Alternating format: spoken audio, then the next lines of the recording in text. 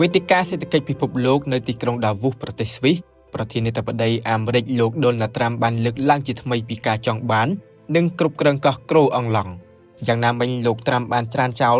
ការប្រើប្រាស់កម្លាំងទ័ពដើម្បីយកកោះមួយនេះពីដាណាម៉ាកប្រជាជនគិតថាខ្ញុំប្រើប្រាស់កម្លាំងទ័ពប៉ុន្តែខ្ញុំមិនបានប្រើប្រាស់ឡើយប្រធានាធិបតីអាមេរិកបានថ្លែងបែបនេះនៅចំពោះមុខអ្នកចូលរួមបើតាមលោកត្រាំគ្មានប្រទេសណាមួយស័ក្តិសមគ្រប់គ្រងកោះក្រូអង់ឡង់ជាងអាមេរិកនោះទេ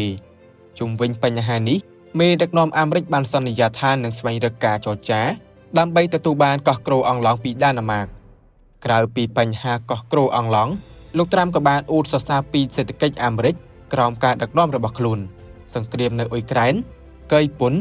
និងអំណាចយោធារបស់អាមេរិកជាដើម